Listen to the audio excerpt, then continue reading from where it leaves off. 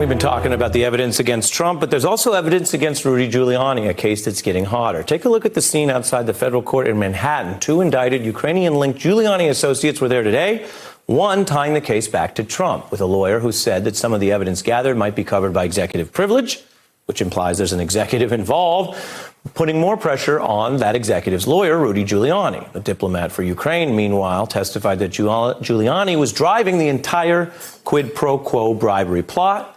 And there's new reporting that reveals the investigation into Giuliani's associates is widening, while Trump has continued to distance himself with echoes of what he did to another lawyer, Michael Cohen. I don't know them. I don't know about them. I don't know what they do. But I don't know. Maybe they were clients of Rudy. You'd have to ask Rudy. I just don't know. You have to ask Michael Cohen. Michael's my attorney, and you'll have to ask Michael. Well, we'll have to ask Nick and Shelby, prosecutor at Wall Street Journal, friends of the beat.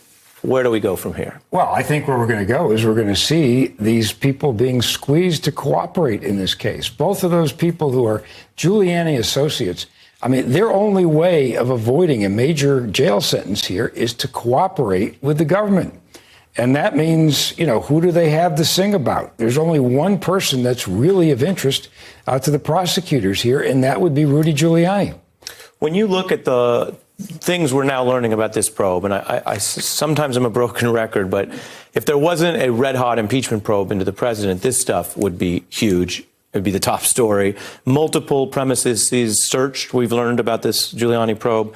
Dozens of separate telephone numbers. 50 bank accounts subpoenaed. What does that tell you? Well, I mean, it tells me that, first of all, we know that both of these guys were involved in some way in this whole business with Ukraine. I mean, they're both from Ukraine. They both talked to people and introduced Rudy to people that were involved in his so-called investigation relating to the Bidens and what happened in terms of the Ukrainian involvement, so-called involvement in the 2016 election, which is non-existent. I mean, both of these people know something about that. What you have here is a major conspiracy, with the top kahuna here being none other than Donald Trump. All of these people, everything they're doing, they're acting in some way as agents for Donald Trump. All of this would be admissible in a major conspiracy trial because each one of these people in some way is a conspirator in the ultimate goal of this bribery case that you so eloquently laid out. So it seems to me that what they're going to be... Was I eloquent or was Rick Ross eloquent? I thought you were extremely eloquent, including your article in the Washington Post that laid out this same... Well, wow, he's a close reader. But it is interesting, and I want to bring Shelby in on both those points. One, what you've been finding on the Giuliani front with your reporting, and then two, what both of you think about that, as promised, the bribery piece of this in Washington. But starting with Rudy. Well, with respect to Rudy, we just published a story about Lev Parnas's activities. We reviewed some of the photos on his private Instagram account. And it shows, when you look at these photos, that he spent a lot of time with Rudy Giuliani leading up to the midterms and after the midterms. And this included flights on private jets, traveling across the country, going to different political events, going to baseball games, smoking cigars in Warsaw. I could go on and on. But what's interesting is that while they are spending so much time together, Parnas and Fruman are also allegedly funneling Russian money into U.S. campaigns, making illegal campaign contributions, and setting up these meetings for Giuliani with Ukrainian officials and former officials to try to help him get these investigations into Burisma and 2016 Russia probes started. And based on what you're finding, I mean, the photos and the reporting you're doing suggests that Giuliani making an out-of-the-loop defense might be more difficult.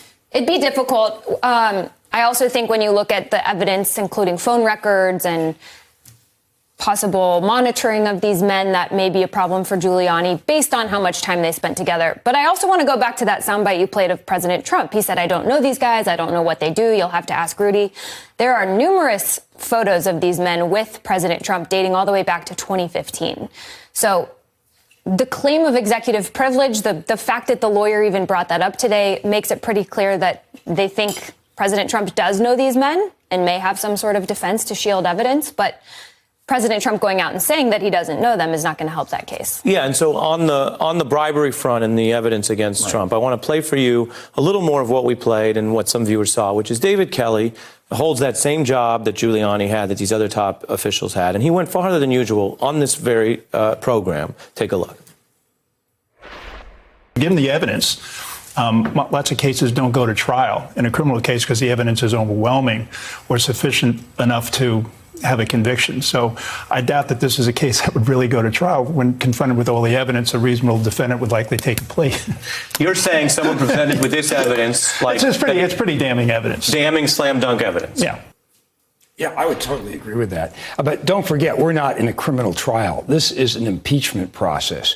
And it's as a result, it's also a political process, which means that it's incumbent upon the House to bring the public up to speed on what this evidence is. I mean, it is really important that after they do all of these depositions, that they put together a very powerful presentation of all of these different witnesses live on television so they can put this all together. It is so important to get the public involved in this because the key here is putting together a solid case. I mean, it's pretty good right now from what we can see, but this case is not just about one phone call. It's Why don't they talk more about bribery in your view?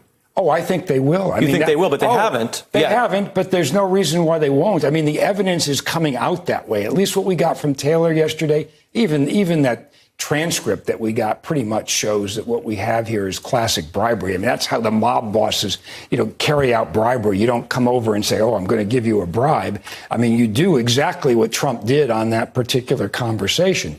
But when you've got other people filling in the blanks now, like Taylor, which clearly show this is a bribe, and when you go back prior to April, before the first phone call and what else they were doing in the Ukraine, I think you're going to find that the evidence here is going to be overwhelming, but that's what they need. That's why these two men could be very important, Parnas and Fruman. They spent a lot of time with Giuliani, and they also accompanied him to these meetings with former and then current Ukrainian officials. So they likely know what was said in these meetings and what the message was that Giuliani was sending. Yeah, it's really striking. You've been reporting on it and you've been analyzing it. And it is the district you also served in. Nick Ackerman and Shelby Holiday, thanks to both of you. Hey, I'm Ari Melber from MSNBC. You can see more of our videos right here, or better yet, subscribe to our YouTube channel below.